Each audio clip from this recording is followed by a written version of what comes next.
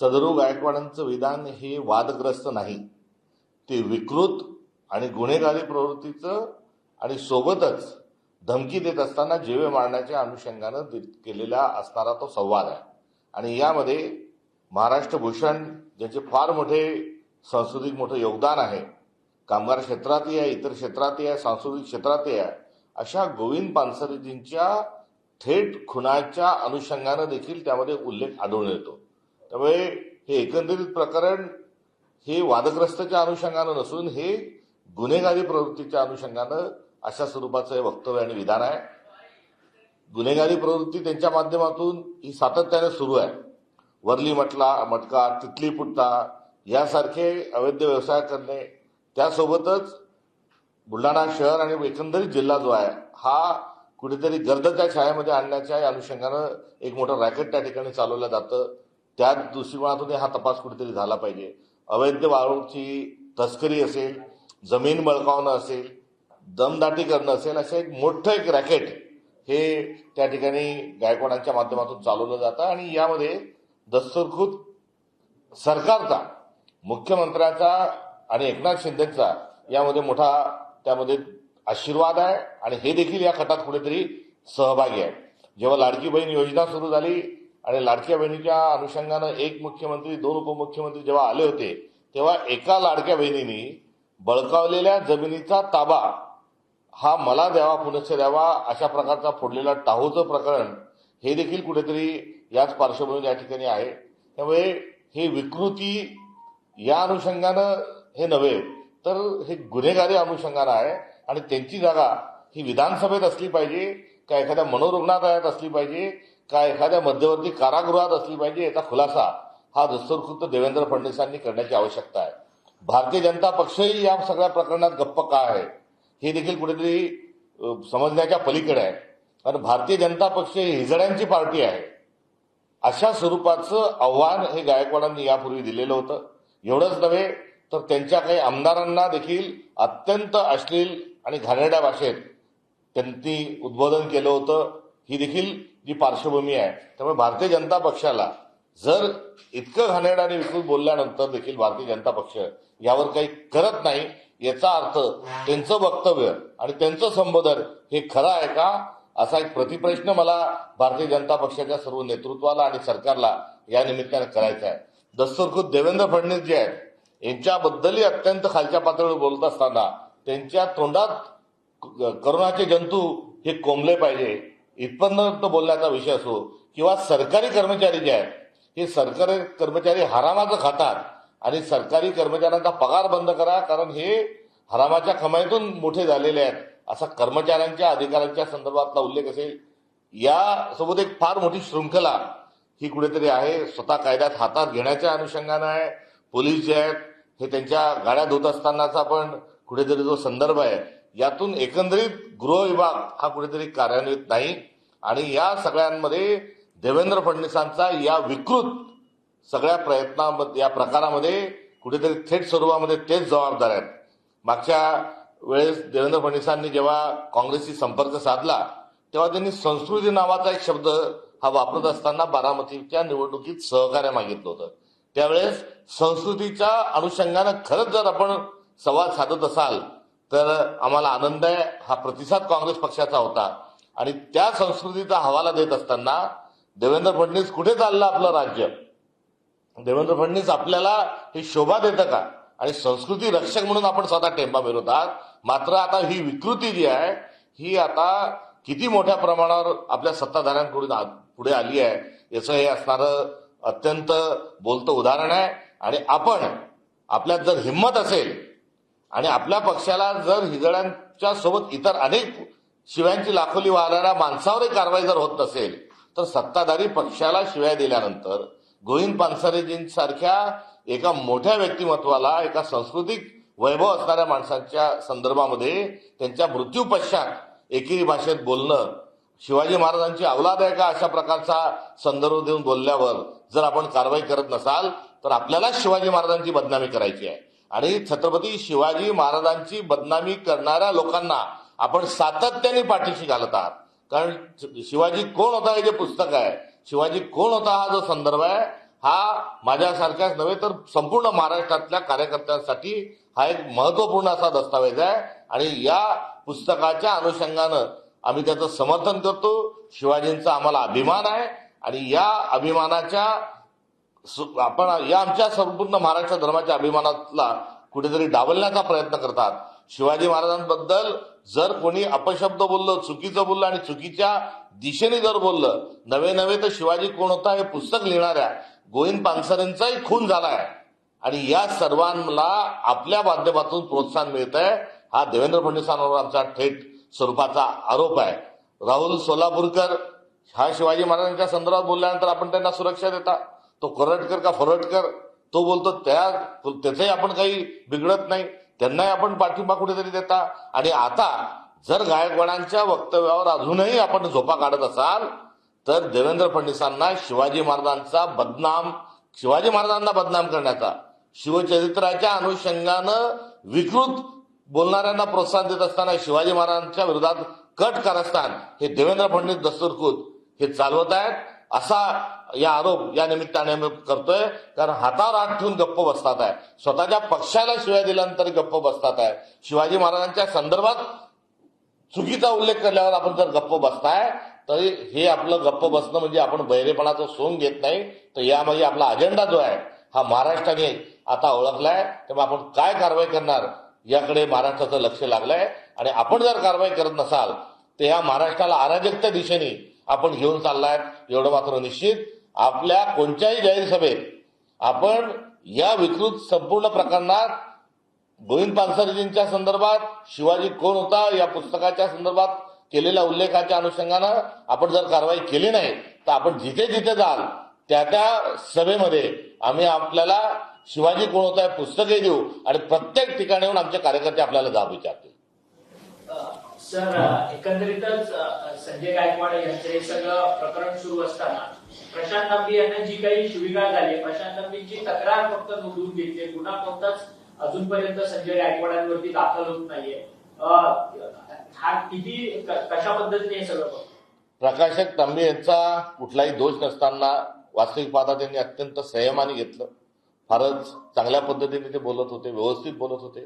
त्यांना तू ब्राह्मण आहे का म्हणजे ब्राह्मण वर्गालाही कुठेतरी त्या ठिकाणी त्यांच्याही विरोधात संदर्भ असेल किंवा तू अवलाद कोणाची आहे अशा स्वरूपात असेल, हे सर्व जे आहे हे सर्व समजण्याच्या पलीकडे आहे. मी देखील प्रकाशक तांबे यांना यांच्याशी भ्रमणध्वनीवर संपर्क साधला आणि त्यांना कुठे महाराष्ट्राच्या वतीने आणि बुलढाण्याच्या वतीने मी त्यांची दिलगिरी नव्हे तर माफी मागितली की असा एखादा लोकप्रतिनिधी जेव्हा निवडून येतो तेव्हा ही नागरिकांची, मतदारांची आणि महाराष्ट्राची मान शरमेने खाल्ली जाणारी बाब आहे. तर महाराष्ट्राच्या सभागृहातील एक सदस्य जर अशा स्वरूपाचं वक्तव्य करत असेल तर सर्वप्रथम मी प्रकाशक तांबे यांची जाहीर स्वरूपामध्ये माफी मागतो. ते करत असणारं काम हे गोविंद पानसरेंचंच नव्हे तर एकंदरीत शिवशाहू फुले आंबेडकरांचं काम पुढे घेऊन जाण्याचा ते प्रयत्न करत आहेत आणि त्यांनी अशा भ्याड स्वरूपाचा जो त्यांना आलेला ज्या धमक्या होतात त्या संदर्भातला निषेध करत असताना त्या पुढचं काम त्यांनी देखील अशाच पद्धतीने सुरू ठेवावं ही शुभेच्छाही आहे. मी त्यांना कालच बोलत असताना 1000 प्रति या मला पाठवून देण्याच्या संदर्भात मी त्यांना केलेली विनंती देखील त्यांनी मान्य केली आहे. आणि या संदर्भात कुठलीही कारवाई जेव्हा होत नाही तेव्हा यामध्ये निश्चित गृह विभागाचं फेल्युअर आहे. मागच्या वेळेस साताऱ्याला एकनाथरावजी शिंदेच्या शेताजवळ त्यांच्या कुटुंबातल्या एका माणसाच्या शेतामध्ये शेडमध्ये जी ड्रगची फॅक्टरी सापडलेली होती ती ड्रगच्या फॅक्टरीतून आरोपीला सोडा 43 लोक पकडले होते. त्यातले 3 जे आहेत त्यांना ताब्यात घेतलं आणि 40 बांगलादेशींना सोडून दिलं होतं. ही जी घटना आहे या घटनेचं स्मरण या निमित्तानं होतं आणि या प्रकरणात एकनाथ शिंदे हे कुठेतरी पोलिसांवर दबाव आणत आहेत का, मुख्यमंत्री देवेंद्र फडणवीस कुठेतरी दबाव आणत आहेत का, आणि एवढं ओपन अँड शट केस असताना, एवढं भ्रमणध्वनीवरचा सगळा संवाद उपलब्ध असताना, त्याची जो सीडीआर आहे तो उपलब्ध असताना आणि हे क्लस्टर क्लिअर प्रकरण असताना, कारण जे आरोपी आहेत ज्यांनी शिवीगाळ केली हे देखील म्हणतात आहेत की मी दिली आणि मी जीभ हसाडेल, आणि अशा व्यक्तीला पाठीशी जेव्हा घातलं जातं तेव्हा निश्चित या संदर्भामध्ये गृह विभागाचा, मुख्यमंत्र्यांचा आणि एकनाथ शिंदे उपमुख्यमंत्र्यांचा याला प्रकरणाला आशीर्वाद आहे. मला आपलं लक्ष पुन्हा एकदा जुन्या निवडणुकीच्या दरम्यानच्या काळामध्ये लक्ष वेधायचं आहे. राहुल गांधींची जीभ ढासळणाऱ्या माणसाला मी 10 लाख रुपये देईल अशा प्रकारची देखील घोषणा, धमकी ही गायकवाड यांनी केली होती. आता राहुल गांधींच्या वेळेस आम्ही आंदोलन केले, उलट आमच्यावरच त्या ठिकाणी आमच्या कार्यकर्त्यांवर गुन्हे दाखल झाले. आता राहुल गांधींची जीभ छाटता देवेंद्र फडणवीसांच्या तोंडात कोरोनाचे जंतू कोंबल्यानंतरही ही जी वळवळ आहे, बडबड आहे, ही मळमळ जी आहे, ही विकृती आहे, ही गुन्हेगारी प्रवृत्ती आहे, थांबत नाही. आता थेट स्वरूपामध्ये प्रकाशक तांबेंची जीभ हासडण्यापर्यंत ही बदल गेलेली आहे. देवेंद्र फडणवीस, एकनाथ शिंदे जी आपल्या दोघांनाही हा कुठेतरी आव्हान आहे, आपल्याला इशारा आहे, आपण लवकर कारवाई करा, नाही तर आपल्या पण जीभ हासडण्याच्या अनुषंगानं तो दिवस दूर नाही. सर, मुंबईभरामध्ये पंतप्रधानांचा फोटो आणि 16 इज इक्वल असं अनेक समीकरणाचं हे लागले. काय जण काय अर्थ आहे, काय पोस्ट? राहुल गांधींनी केलेला जो गौप्यस्फोट आहे की 16 तारखेलाच नरेंद्र मोदीजी का बोलले, त्यामुळे त्याच्यामध्ये फक्त 16 हा महत्वाचा शब्द नाही, तर त्यामध्ये बरंच काही दडलंय. मात्र त्याचा संदर्भ मी थेट स्वरूपामध्ये काल डोनाल्ड ट्रम्प यांनी भारताच्या संदर्भात केलेलं जे वक्तव्य आहे की नरकातून लोक म्हणजे स्वतःच्या अमेरिकेला स्वर्ग म्हणत असतात आणि आपल्या मायभूमीला, आपल्या भारताला कुठेतरी नर्क त्यांनी जो म्हटलेला आहे त्याचा मी निषेध करतो. आणि निषेध करत असताना भारताला नर्क म्हणून आपल्या जननी जन्मभूमी स्वर्गापेक्षाही महान असणाऱ्या आपल्या भूमीला ते जेव्हा नर्क म्हणतात तेव्हा या देशाचा पंतप्रधान चुप्प बसतो, एक शब्दही बोलत नाही. डोनाल्ड ट्रम्प वारंवार नरेंद्र मोदींचा अपमान करत आलेले आहे. त्यांनी 100 वेळेस नरेंद्र मोदींचा अपमान केलाय. तो नरेंद्र मोदींचा अपमान हा एकीकडे भारताचाही अपमान आहे. मात्र त्या 100च्या 100 वेळा नरेंद्र मोदी गप्प बसले. मात्र यावेळेस डोनाल्ड ट्रम्पची अर्थात अमेरिकेची जी हिंमत आहे ही वाढलेली आहे आणि आता भारताला, तुमच्या माझ्या मायभूमीला, जन्मभूमीला आता नरक म्हणण्यापर्यंत ही अमेरिकेची हिंमत गेली आहे. हे का होत आहे तर आपला नरेंद्र हा कुठेतरी सिलेंडर आहे आणि त्या एप्स्टीन फाईलमध्ये असं काहीतरी आहे की भारताला नरक म्हटल्यानंतरही आपल्या पंतप्रधानांना हा राग येत नाही, कुठेही ते निषेध करायला देखील तयार नाही. एक मुंडकं छाटून आणलं तर 10 मुंडके छाटून आणू असं म्हणून 2014 साली सत्तेवर बसणाऱ्या नरेंद्र मोदींनी 100 वेळेस नाही 1000 वेळेस भारताचा अपमान केला. यावेळेस तर आपल्या देशाला, आपल्या मायभूमीला, जन्मभूमीला त्यांनी नर्क म्हणून शिवी दिली आहे. मात्र आपला हा कॉम्प्रोमाइज झालेला, लाचार झालेला, झुकलेले जे पंतप्रधान आहे यांना राग आलेला नाही, त्यांनी या घटनेचा निषेधही केला नाही. तेव्हा अमेरिकेचाही निषेध करतो आणि स्वाभिमान गमावून बसलेल्या नरेंद्र मोदींचा या निमित्ताने आम्हाला निषेध आणि धिक्कार करायचा आहे. सर, हिंदी में बताइए कि संजय सर खरं तर वरळीमध्ये जी काही घटना घडलेली होती, गिरीश महाजनांना ज्या बाईने अशा पद्धतीने आरडाओरड केलेली होती आणि संपूर्ण गोंधळ घातलेला होता त्या बाईने, त्या बाईच्या विरोधातच आता झेन सदावर्ते जे आहेत त्या तक्रार दाखल करायला गेलेल्या आहेत. कशा पद्धतीने बघतात? खरं तर सदावर्ते कुटुंब हे सातत्यानं कोणत्या ना कोणत्या गोष्टीमध्ये येऊन भाजपची साथ देत आहे. भाजपची लिहिलेली जी स्क्रिप्ट आहे ती पुढे घेऊन जाण्याकरता अनेक वेगवेगळ्या प्रकारच्या प्रवृत्ती ज्या आहेत या मदतीला वारंवार धावून येत असतात, हे आपल्या लक्षात आलेलं आहे. त्यातलाच कुठेतरी हा प्रकार असावा आणि भाजपमध्ये आणि गिरीश महाजनांमध्ये त्या महिलेला सामोरे जाण्याची हिंमत नाही, म्हणून हा कुठेतरी दुसऱ्याच्या खांद्यावर बंदूक ठेवून त्यांनी स्वतःला वाचवण्याचा केलेला केविलवाना प्रयत्न आहे. गेट आऊट एखादी जर भारतीय नागरिक जर म्हणत असेल तर त्याची कारणमीमांसाही कुठेतरी समजून घेतली पाहिजे आणि ट्रॅफिक अवैध स्वरूपामध्ये अडवणाऱ्या वर आपण काय कारवाई केली? सुप्रीम कोर्टाच्या गतकाळातल्या निकालाच्या अनुषंगाने जर कोणी रस्ता ट्रॅफिक जर जाम करत असेल, रस्ता अडवत असेल तर त्यावर गंभीर स्वरूपाचे गुन्हे दाखल करावेत. अशा प्रकारचे रुलिंग असताना दस्तुरखुद सरकार भाडोत्री कार्यकर्त्यांना घेऊन रस्ता अडवत असल्याच्या संदर्भात मला असं वाटतं की त्या रॅलीमध्ये सहभागी होणाऱ्या मुख्यमंत्र्यांपासून तर गिरीश महाजनांपर्यंत कायदेशीर कारवाई झाली पाहिजे. सर, राज्यसभेचा एक प्रश्न आहे. खरं तर आता विधान परिषदेचं चित्र जवळपास उद्धव ठाकरेंचं नाव समोर येत आहे का? तुम्ही त्यांची भेट घ्यायची, सुप्रिया सुळे देखील फेसबुक पोस्ट करत उद्धव ठाकरेंना पाठिंबा जाहीर केलाय. परंतु तुमचे नेते विजय वडेट्टीवार यांनी ट्विट केलं आहे की राज्यसभेची चर्चा देखील झाली पाहिजे, कारण का आता जी टर्म संपणार आहे ती संजय राऊतांची संपणार आहे. काँग्रेस या जागेसाठी आपला उमेदवार देणार का राज्यसभेच्या? एकंदरीत या महाविकास आघाडीचे आमचे एकत्रित स्वरूपाचे जे 50 आमदार त्या ठिकाणी आहे, या 50 आमदारातून राज्यसभा आणि विधान परिषदेवर जाणारे आमच्या सदस्यांची प्रतिनिधींची संख्या देखील ही राहणार आहे. आणि संख्या गणित जी आहे, परिस्थिती जी आहे ती आहे एकमेका सहाय्य करू अवघे सुपंत. यामध्ये 20 उभाटाचे आहेत, त्यांच्यापेक्षा 4 कमी आमचे आहेत, आमच्यापेक्षा 6 कमी राष्ट्रवादीचे आहेत आणि काही इतर अन्य मित्रपक्ष आहेत. तेव्हा मागच्या वेळेस जेव्हा शरद पवार साहेब राज्यसभेवर गेले त्यावेळेस काँग्रेस पक्षाची भूमिका ही होती की विधानसभा जी आहे ही उद्धव ठाकरेंनी घेतली पाहिजे आणि राज्यसभा जी आहे दिल्ली या ठिकाणी आमचे पक्षाचे अध्यक्ष विरोधी पक्ष नेते आहेत त्या ठिकाणी काँग्रेसला द्यावी, हा एकंदरीत असणारा आमचा प्रस्ताव होता. या प्रस्तावावर चर्चा होणं महाराष्ट्रात युबीटी म्हणून महाविकास आघाडी म्हणून चर्चा होणं अपेक्षित होतं. मात्र एकमेकांमध्ये कुठल्याही प्रकारची चर्चा ही त्यावेळेस झाली नाही.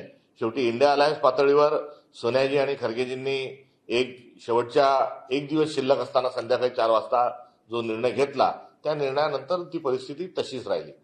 त्यावेळेस जर काँग्रेस गेली असती तर यावेळेस युबीटीने सरळ उद्योजकांनी जाणं किंवा त्यांचा जो प्रतिनिधी त्यांना पाठवायचा आहे तो रस्ता हा मोकळा झाला असता. मात्र त्यावेळेस 3 नंबरच्या पक्षाला हे प्रतिनिधित्व देण्याचा जो झालेला जो निर्णय आहे तो आम्ही आनंदाने त्यावेळेस स्वीकारला. आता उद्या होऊ घातलेल्या निवडणुकीच्या अनुषंगानं एक जागा आम्ही लढवणार आहोत. 2 वर्षानंतर पुन्हा एक राज्यसभा आहे, पुन्हा विधान परिषद आहे, त्यानंतरच्या पुन्हा सगळ्या जागा आहेत. तर याची एकंदरीत चर्चा जी आहे ही चर्चा करून निर्णय झाला पाहिजे अशा प्रकारची काँग्रेसची असणारी भूमिका आहे आणि प्रस्ताव आहे आणि ही काँग्रेसची महाराष्ट्राची भूमिका आहे. आणि अशा प्रकारे इंडिया अलायन्स पातळीवरून आमच्या पक्षाच्या पातळीवरून देखील राष्ट्रीय स्तरावरून एकदा सर्व गोष्टी ठरवून घ्या अशा प्रकारची सूचना ही उभाटाला देखील करण्यात आलेली आहे. सर ये बताइए कि राज्यसभा की विधान परिषद में उद्धव ठाकरे की दूसरी उसको समर्थन करेगी कांग्रेस, दूसरा सवाल मुंबई में जो 16 बैनर जो बैनर उस बारे में क्या कुल एक जगह बैठकर महाविकास आघाड़ी ने सारी बातों को तय करने की आवश्यकता है, आपसी चर्चा की आवश्यकता है. उसी चर्चा को लेकर कल उद्धव जी के साथ में हमारी बात हुई थी. तो आने वाले सभी चुनाव को लेकर एकत्रित चर्चा होना चाहिए, ये हमारी राय है. क्या उद्धव ठाकरे कैंडिडेट नहीं रहेंगे तो कांग्रेस समर्थन करेगी? नहीं, हम सब मिलकर एक ही कैंडिडेट देंगे. हमारा जो उद्धव जी को लेकर जो प्रस्ताव था वो प्रस्ताव तो पहले भी था मगर राज्यसभा में जाने नहीं पाए. तो आगे भी सारी जो स्थितियां उस पर बैठकर बात होना और एक सामंजस्य के साथ आने वाले चुनाव को भी इसी चुनाव का नहीं तो सारे चुनाव की रणनीति को तय करना चाहिए. पिछली बार राज्यसभा के लिए आपने सपोर्ट किया था, क्या कांग्रेस का उम्मीदवार चुनाव में खड़ा नहीं होगा? नहीं, महाविकास आघाड़ी के साथ हमको जाने की आवश्यकता है क्योंकि हमारा सबका संख्या बल जो है उसको देखते हुए एक दूसरे के साथ चलना ही ये महत्वपूर्ण है और वो हमारी जरूरत है और हम उसी तरीके से आगे जाएंगे. मुंबई में जो पोस्टर लगे हैं उन बारे में क्या कहेंगे, क्या मैसेज देना चाहते हैं? उनसे पोस्ट जो राहुल गांधी जो आंकड़ा बोला था, हाँ, देखो वो 16 जो आता है उसमें से आखिरी का जो 3 है वो काफी कुछ बता के जाता है और मगर उसके साथ साथ हमारे प्राइम मिनिस्टर जो है वो नरेंद्र सिलेंडर की हुए इस बात का जवाब देश को नहीं मिल रहा है. लगातार बार बार 100 से अधिक बार नरेंद्र मोदी जी का अपमान करते हुए जो टिप्पणी डोनाल्ड ट्रंप ने की उस पर हमारे सरकार ने या नरेंद्र मोदी जी ने जो एक स्वाभिमान के साथ एक आत्मनिर्भरता के साथ जो एक अंदाज के साथ उन्होंने बात करना चाहिए था वो नहीं किया. वो खामोशी से इन तमाम टिप्पणियों को एक अपमानास्पद टिप्पणियों को सुनते जा रहे हैं. इतना ही नहीं तो उनकी हिम्मत बढ़ गई है. कल उन्होंने हमारे भारत देश को, हमारी जन्मभूमि को, हमारे देश को उन्होंने कल नरक के साथ उन्होंने जो की हुई तुलना है वो बहुत ही गलत है. हम उसकी कड़े शब्दों में निंदा करते हैं मगर हमारे देश के प्राइम मिनिस्टर इस पर भी कुछ बोलने के लिए तैयार नहीं. तो ऐसी क्या मजबूरी है हमारे प्राइम मिनिस्टर की कि भारत को नरक बोलने के बाद भी उसका करारा जवाब वो नहीं दे पा रहे हैं. तो नरेंद्र कहीं ना कहीं सिलेंडर है. ये जो संदेश है इसको दुरुस्त करने की जरूरत है और देश का अपमान हम कतई सहन नहीं करेंगे. ये सबने मिलकर जवाब देना चाहिए और प्राइम मिनिस्टर ने कड़े बोल जो है वो ट्रंप को सुनाना चाहिए. रूलिंग पार्टी का एक एमएलए शिवाजी के बारे में अनाप शनाप बकता है, विपक्ष करके आपकी भूमिका कोई दिखाई नहीं दे रही है, खाली निषेध आप व्यक्त कर रहे हो। कोई एक मजबूत विपक्ष होना चाहिए। नहीं, मजबूत विपक्ष जरूर है, और ये सीधा सीधा जो गोविंद पानसरे जी है उनके मर्डर को लेकर भी धमकाया गया है, जबान छाटने की बात की है, जान से मारने की बात की है, बड़ी विकृत और अश्लील गालियां भी दी है, और एफआईआर दर्ज होने के बाद भी अब तक कोई कार्रवाई जो है वो नहीं की गई है। तो सरकार ही इस कांड में पूरी तरीके से शरीक है। ये मामला बाहर लाने का, इस मामले के साथ मांग करने का सारा जो काम है वो हमने किया, इसके पहले भी किया, आज भी करेंगे, और हम तो आक्रामक है ही है। मगर सरकार जो है इस प्रकार के विकृत, असभ्य और पूरी क्रिमिनल बातें करने वाले आरोपी को क्यों बचा रहा है? तो कहीं ना कहीं देवेंद्र फडणवीस ही चाहते हैं कि शिवाजी महाराज की बदनामी हो, ये उसके पीछे का कारण हो सकता है। इसके पहले राहुल सोलापुरकर नाम का एक विकृत आदमी, एक कोरटकर नाम का विकृत आदमी जब शिवाजी महाराज के बारे में कुछ बोलते, उन्होंने बहुत गलत बात करने के बाद भी उनको बचाया गया। अब उसी तरीके से गायकवाड़ को बचाने की जो संगीन साजिश है उसमें देवेंद्र फडणवीस खुद लिप्त है, एकनाथ शिंदे भी उसी में कहीं ना कहीं लिप्त है। ये कुल मामला है, और भारतीय जनता पार्टी को हिजड़ा की जैसे गाली देने के बाद भी यदि भारतीय जनता पार्टी कोई कार्रवाई नहीं करता है तो ये गलत है। सर, आज मी उद्धव ठाकरेंना भेटल्यानंतर आज काही नेत्यांची किंवा कोणाची काही भेटी गाठी झाल्या काय? नाही, आमच्या एकंदरीत महाविकास आघाडी म्हणून या संदर्भात काल एक समन्वय साधण्याचा प्रयत्न होता, आणि तो प्रयत्न केलेला आहे।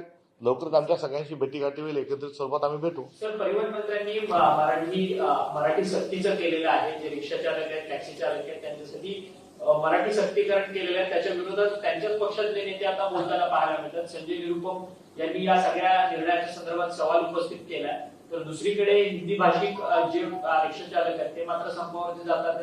मनसे मात्र परिवहन मंत्र्यांना या सगळ्या निर्णयाच्या संदर्भात पाठिंबा देत आहे। काँग्रेसची नेमकी भूमिका काय आहे सगळ्या? आपण सर्व भारतीय आहोत, महाराष्ट्रातली बोलीभाषा ही मराठी आहे, आणि मराठीचं संवर्धन संरक्षण झालंच पाहिजे।